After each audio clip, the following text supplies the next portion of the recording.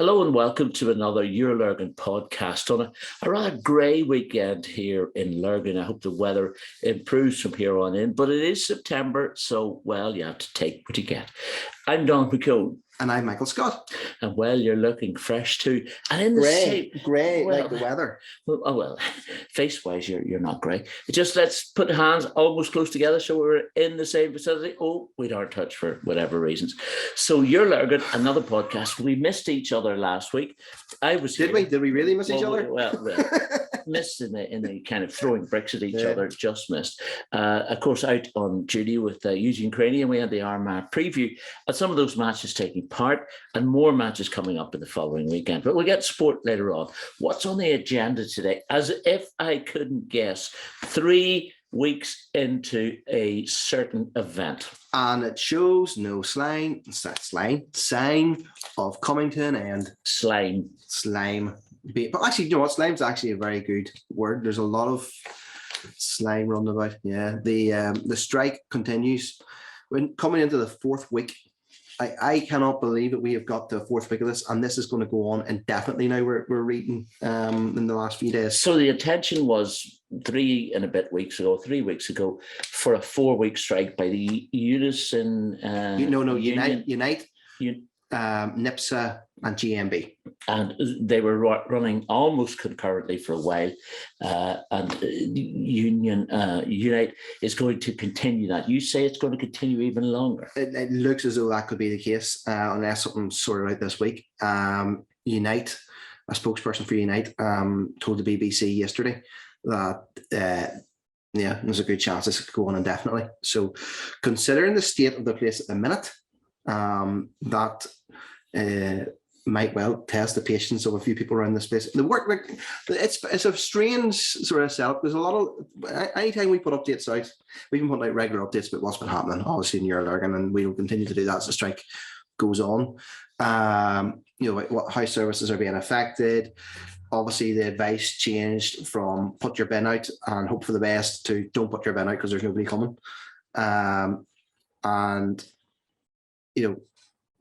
The fact is, people are still saying, well, if it gets the workers a fair pay or a fair rate of pay, well then fair enough. Anything I have seen, that's what it's funny. And it's only a kind of a snapshot. We're not saying this is definitive or otherwise. Yeah. But the anecdotally as well, we're frustrated by this, but we're with the unions.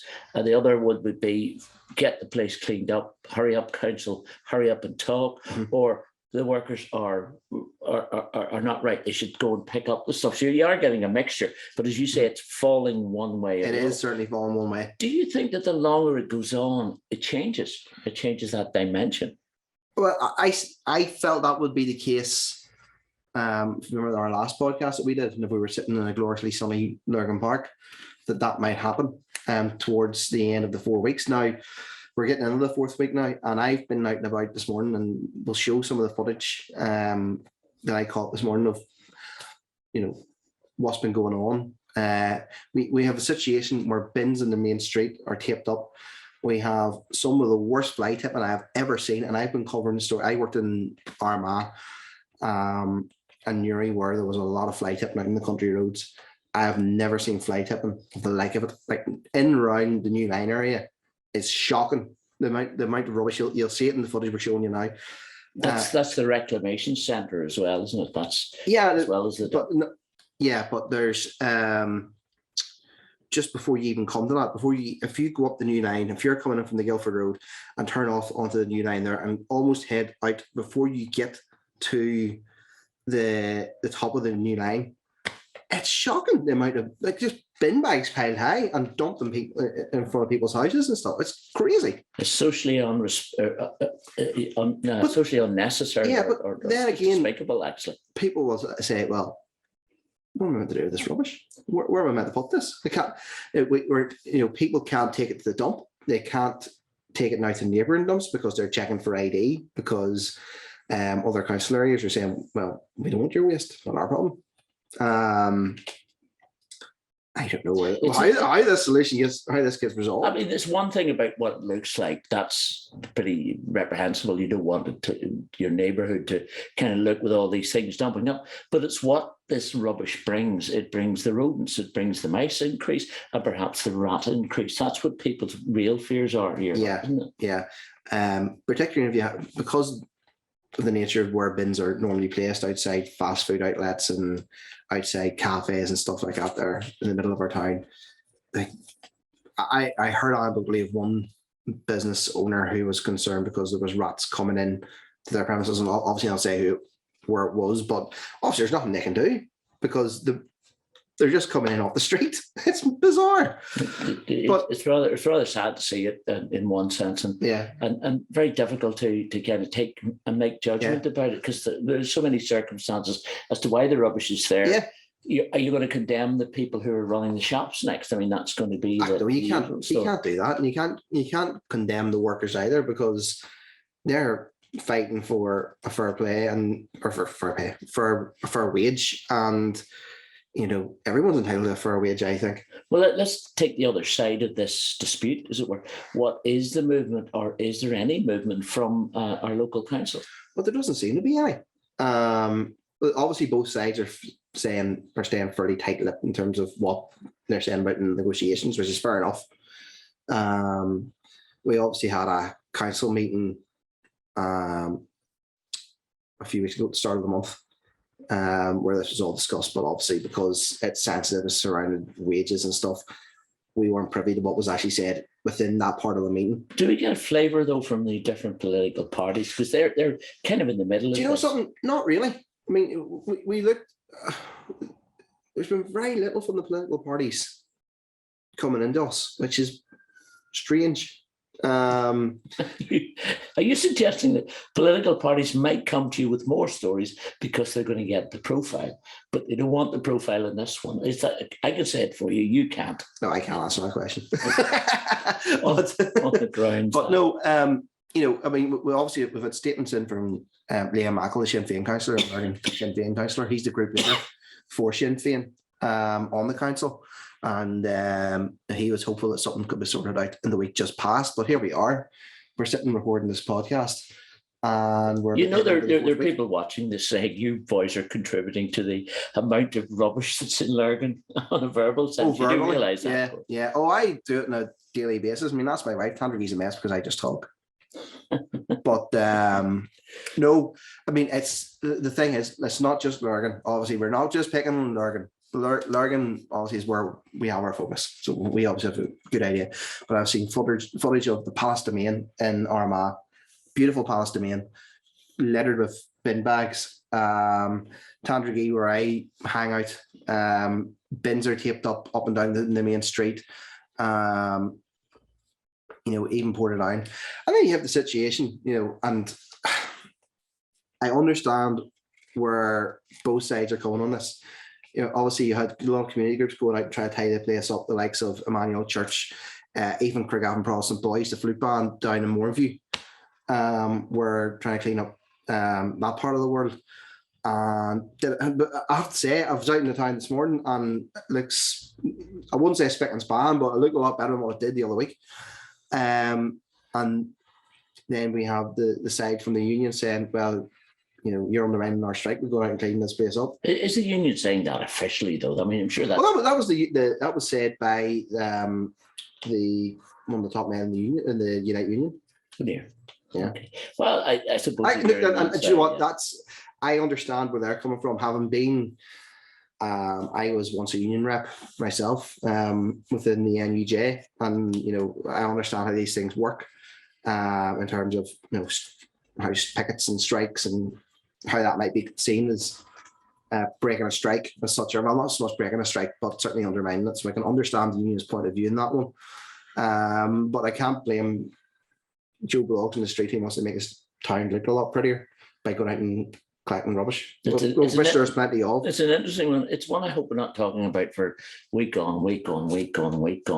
Yeah, I mean, it starts to become, we either become programmed to the way it is, or we just start our own revolution, and I don't know. There's no. I'm not. we- I'm not going to get involved in a revolution. No, Not at this definitely stage. not, definitely In not. my life, I can't be bothered. Not until we had dinner, anyway. No, absolutely, and I'm hungry now. So let's move on, and we will come back to it. Keep watching the Your Lurgan page for updates on when news changes.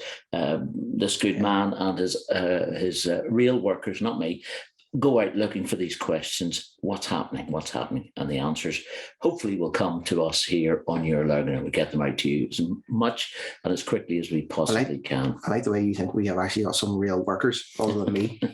Anyway, it's a secret. The other story we'll focus on this week as well was something that happened actually just on Friday evening, or Friday afternoon, Friday evening.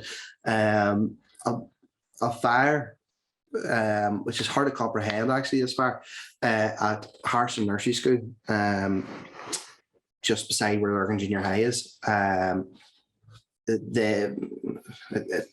We're told that 3 people were seen running away from this fire. And it was all this outdoor equipment that had been donated and had been built by people for the school, for the benefit of young kids who are starting back to nursery and starting back to primary school and starting back to secondary school this past week. And for them, maybe we're enjoying this equipment on Friday morning, and now to go back to school Monday morning, it's not there. It's just charred. In an age of innocence, and that is the age of innocence, just to have it taken away.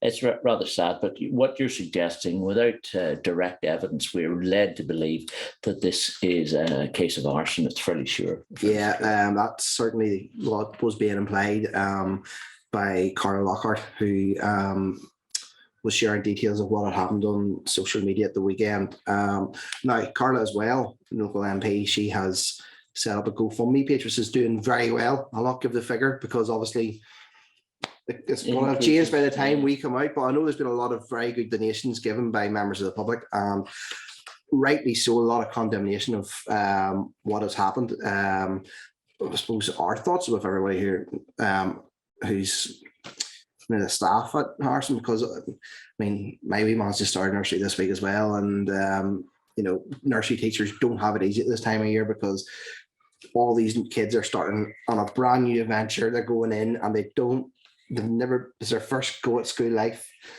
and some kids obviously find it hard to settle, and that equipment, obviously, if they can come in and they create a nice play environment for them where they can go out and enjoy themselves outside, and that's been taken away from them. Of course, if I was the Minister of Education or had the power, I'd change it all. That all they would be doing would be out playing in the Montessori school of thought. The Montessori schools just do that. They learn through play. But that's a revolution that's coming too. But yes, as you say, we haven't had our lunch. We're not having 2 revolutions. Okay.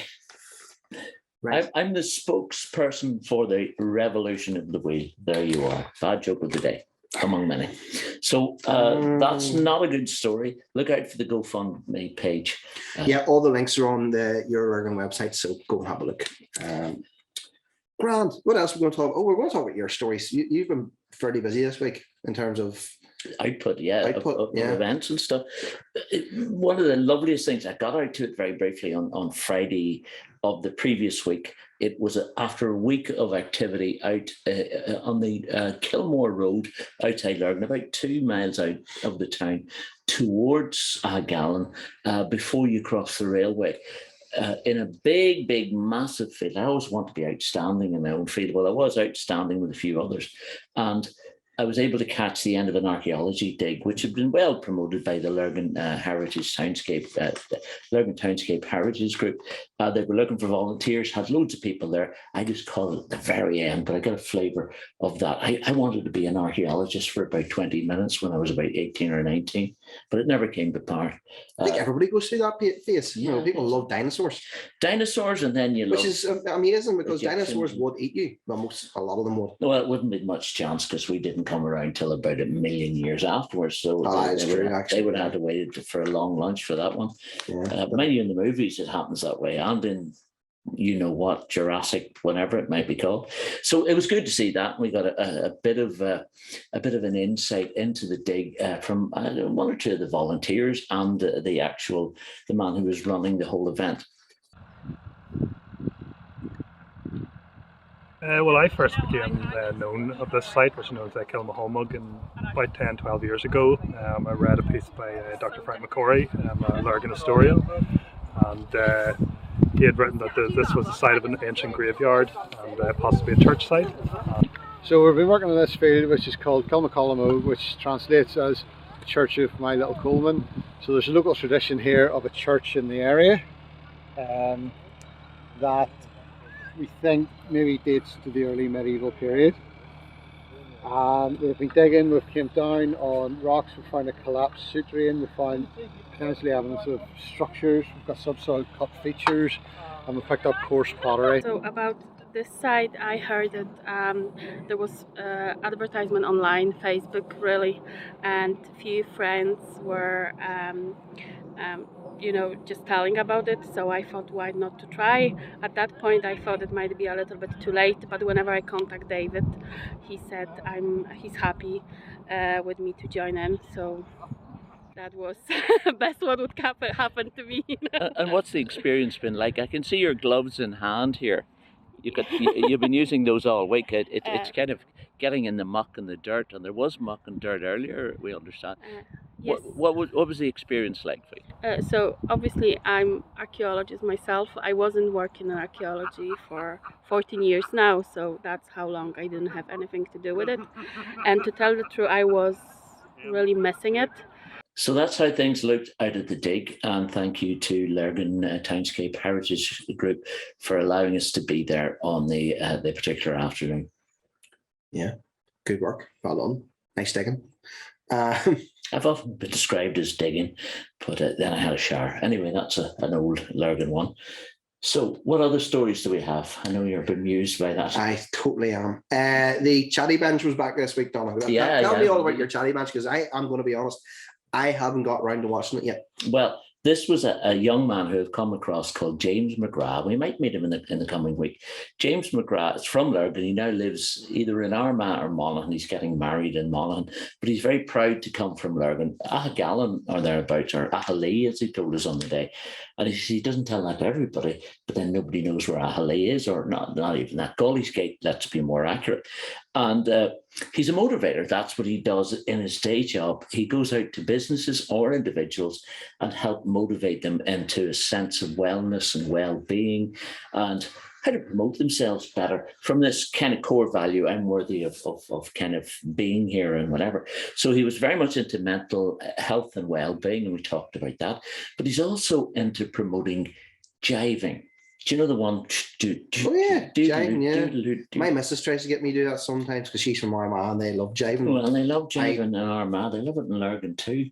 Yeah, they do. Really? Yeah, there's a big event coming up in St. Anthony's next week, early next week. It was just like a shift in vibration and energy. And I looked at all the things that I did have rather than focus on all the things that were going wrong. So it was a shift in perspective, perception, you know. And how was, as much as you can tell, how were you being perceived from the outside? Did you notice a change in that side? That's a good question. From the outside, from other people, people would see me as a very happy person. And I, to be honest, I was happy. There was just underlying things that I had to deal with. Sometimes we as human beings, we can wear a mask, which is a persona. And, you know, that in itself can be damaging. Whereas for me, and what I teach and what we teach now is to be your true authentic self, to be you, to be real, and sometimes you can't do that in certain situations, I know that, but to be an expression of your own truth. One of my mentors and now a friend of mine, he's actually on my wedding party, he's one of my groomsmen. He taught me the opposite of depression is expression. And that really clicked with me when I heard that, resonated with me. You know, we all have different ways of expression. You know, some people I love dancing, I love jiving, I love talking, I love going to parks, I love being in nature, but that might not be the same for someone else. Someone else might love rugby or cricket, like we were talking about earlier, or football or podcasts. So there's all these different types of expression, and I think now in this generation is like finding what you want and go with that and then express that to the world. Well, that looked very interesting. And to something, obviously we're talking about jiving there, but I do have a bit of experience of jiving, as I say. I've been to enough weddings now in and around the Armagh area where I have had to jive at weddings. It's not big, it's not clever, but I have to do it. I know. Anyway. I know you love country music too. It doesn't help, does it? I do, yeah. Yeah, so we'll move on, get that out of the road, and we'll talk about where you were last Saturday. It was last Saturday, wasn't it? Well, it's probably the previous Saturday now, but we showed it during the week. Yeah. It was up again at St. Paul's, and St. Paul's was the first place we actually did a live output on St. Patrick's Day. That was my first day at work. Very well it went too. It certainly did. So I got invited again to their open day, a lot of young people, a lot of bouncy castles.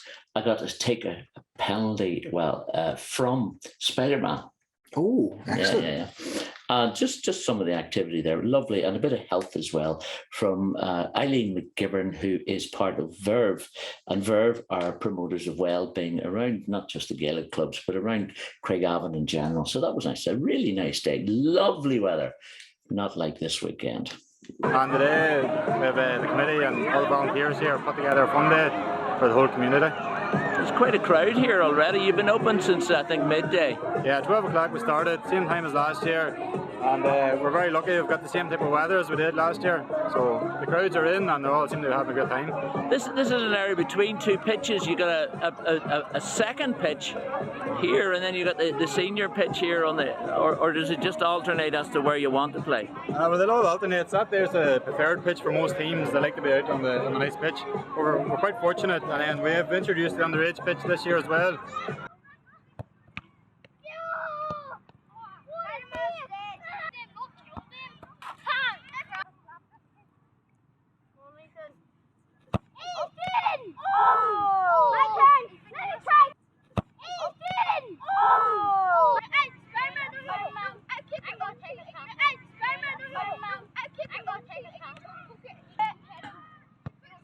Whoa! So from one Gaelic club to another, and we'll get to Glenavon in the middle, we, Eugene and myself, were out at the Intermediate Championship game, first round, between Wolf Tones and Tiernan. And of course, it was a neutral venue. And the neutral venue they chose was David Park in Lurgan. And that's largely not just because it was between the two, because it technically is, but because they had the floodlights. Yeah. And they needed them at 8 o'clock. It was very dull and grey. Yeah. When I was driving home last night, I called out in Mum's house, and I was driving home at about just after 9, pitch black. Couldn't believe it. Pitch black. That's life in this northern hemisphere. We have the summer sun and then disappears. Mm-hmm. So it was a good game, and we got a wee message. I don't know if you saw this in our early outputs. We had 3 before the game from Gary Hamilton. Really? Yeah, it seemed he was watching in, so just thought we'd share that with you. So good game, close game. Really shouldn't have been. The Wolf Tones were way superior, in my opinion, to the opposition from Tiernan Oak. They were kind of slightly different divisions, and Wolf Tones prevailed. And we had a quick word, or rather Eugene did afterwards, with the manager of Wolf Tones. Peter, we were disappointed at half time. You had 70% of possession, and Tiernan Oak were in the match towards the end, but you got over the line and got your 1 point victory. Eugene, we set a lot of targets in the first half to hit, and it was quite frustrating at half time to find that we were playing very well, both in and out of possession, but probably just weren't making enough use of the ball up front. And we addressed that at half time, and I thought we started the second half really on the front foot. Got a bit of distance between ourselves and Portadown, but we're a young team, and people shouldn't just expect us to be, really comfortable in every situation. Portadown are always going to come back hard, physical team in a derby, and it was going to be difficult for us to sustain that, I suppose. And they were always going to have their moment in the second half, but we grounded out. We probably, if the game ran another 10 minutes, Portadown may have got their score. But I was really pleased with how we seen it the last couple of minutes. Great turnover to the back, Conor Lowry involved. I think we held on to the ball, and people may like it or may not like it. It doesn't really bother us. Championships and progressing championships is all about, it's all about getting the job done. Beauty and aesthetics, it's not really. And that was Eugene talking to members of the Wolf Tones team and management. a really good night, and saw a lot of people I knew, like Seamus Heffernan. I saw a cousin of mine, Tony, from Annaghmore, and now lives in Portadown, and a whole load of people. It's really good. That's what I like about going to these places. Anyway, from one code of football to another. Glenavon are rubbish again. That's actually, I have a list of stories that we talk about every week. It kind of fits in with it. It actually says there, Glenavon are rubbish again. Yeah, well, we're circular, aren't we? We're kind of going from rubbish back into rubbish. Back into rubbish. Are they rubbish, or just kind of caught in the world where that is football? I have said Glenavon are rubbish again. Now, by the time we put this podcast out, Glenavon could be brilliant again.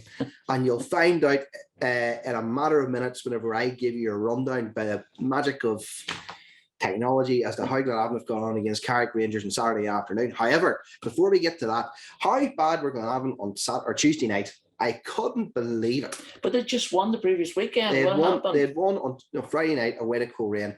Possibly, in my opinion, the best performance they've put in the last 3 seasons at least. Wow.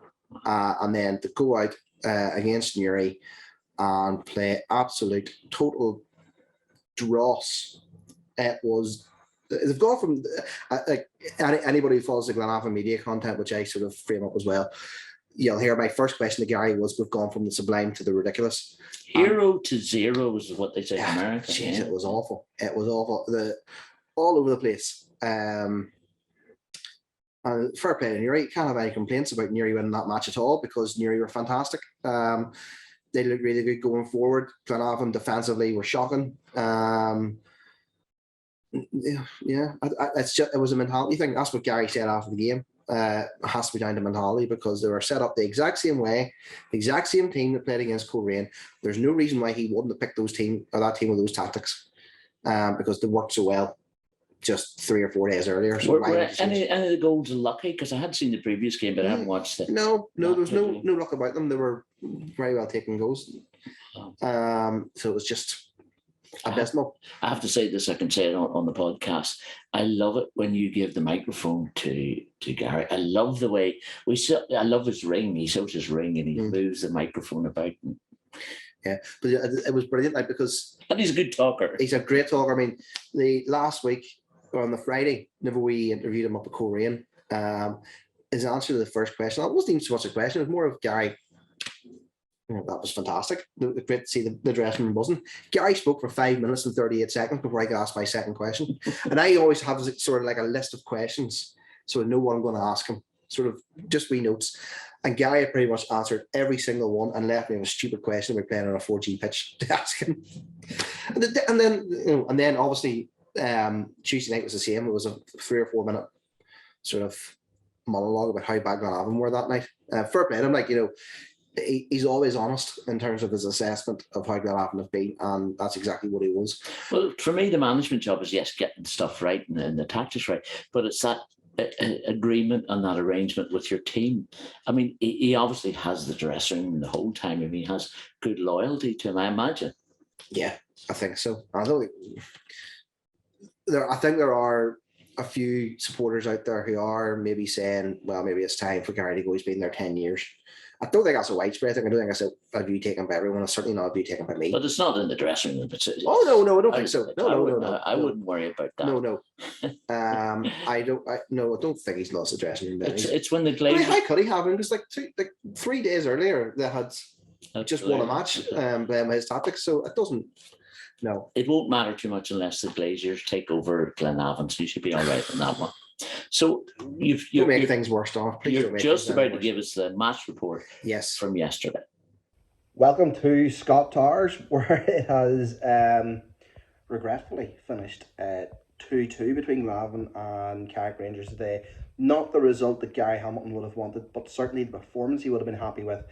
Right up until about the 75th minute, it has to be said, Glenavon took the lead through Matthew Fitzpatrick, but then Carrick pulled level in 18 minutes. Absolutely worldly, it has to be said, by Andrew Mitchell, who I believe is on loan at Carrick from Larne. He scored some great goals already this season, so nothing the Glenavon defence or the goalkeeper Rory Brown could do about it. Glenavon probably the better of the first half, to be fair to them, and got back in front in 23 minutes. Owen Bradley found the net from very close range. Glenavon played very well, bossed the second half right up until about, I can't remember the exact time of the sending off, but they had to play a lot of the second half with just 10 men. Disciplinary problems once again for Gary Hamilton's men. This time it was Robbie Garrett who was given his marching orders. Perhaps a wee bit harshly now, it has to be said. He was sent off for being the last man. I'm breaking down one of the Carrick players. I can't remember off the top of my head who it was. But for me, watching it, I was sort of in line with it because I was sitting up above the changing rooms, and I do think that Sean Ward was providing a bit of cover for him. So maybe that red card is a bit harsh. That said, it doesn't really matter. The referee made his decision. Garrett went off with very little protest, it had to be said. Carrick then got themselves back into the game, pulled level on 64 minutes through Curtis Allen, the veteran Irish League striker. He made it 2 apiece, and that's how the game finished out. It's a result that leaves Glenavon with 1 point out of their last 6 against teams who you probably would imagine would be bottom 6 sides, and it leaves them in a position where they're going into 4 very tough league games against Linfield next week, then Cliftonville, then Glentoran on a Friday night, followed by Portadown the following Friday at the end of the month. And Glenavon need to get points out of those games, which is not a bit easy ask. So that's the score for Moorview Park. Back to Michael and Donagh in the studio. And even though we don't know the result as this has been recorded, we're hoping for the best. But where do we go to from here? What comes up for the next week or two for Glenavon? Glenavon have a Mid-Ulster Cup match on Tuesday night against Carrick Rangers, and that's at Moorview Park. And then next Saturday, it gets tough. Well, the next few league games, the run of league games that Glenavon have, which is why Saturday's just past game against Carrick Rangers was so important. The next run of fixtures see them play Linfield, Glentoran, Cliftonville, Portadown, not necessarily in that order, but sort of in that order. Some tough ones. Well, Linfield got caught in the hop a week or two ago. Maybe they're still not so much ready and back to normal. Well, no, I think they have lost their head after losing that European tie. But then again, by the time we put this out, they may have won their next match. So sure, they could be back on track. You never know. And then when Glenavon get humped down there too, sure, it's one of them things. That's the crazy world of football. The crazy world of following Glenavon. Never mind football. Just, but yes, Your Lurgan is doing live updates of every game along the rest of the season. If you can't get to the game and you wonder what's happening, go to yourlurgan.com, scroll down to the sports section, and it'll probably be the first image you see because it'll be live. I've been doing live updates on what's been happening on text commentary. So definitely get involved in that. So here's a question for you. We can be found on Facebook and Instagram and all the other outlets, Twitter, and indeed on our webpage. How's the newsletter going? And can people still sign up for that? You certainly can, yes. News Irish going well. Comes out every Wednesday and Friday. You can sign up, just going on our homepage and it'll pop up if you want to subscribe to our homepage. And if you've done it 3 or 4 times, if you've ignored it 3 or 4 times, and then you decide, actually, I do want to sign up to that there, on the top right-hand corner of our homepage, you'll find a button that allows you to sign up for our newsletter. And all you need to do is put in your email address, nothing more, nothing less, and it will bring you the latest stories from Your Lurgan. And of course, you can get in contact with Michael at info@yourlurgan.com. Same for me too. info@yourlurgan.com. That's the email address. Don't forget, you can also send us messages on social media. We're on Facebook, Twitter, Instagram, YouTube, TikTok, and also now on LinkedIn. Just search for Your Lurgan. So that's it for the Your Lurgan podcast for this week. Thank you very much for joining us. Great to be back. Yeah, indeed. And hopefully, when we're doing this next week, indoors or outdoors, the litter won't be piled up so that you won't see our faces. Keep your fingers crossed. Thanks for joining us. See you next time. Bye.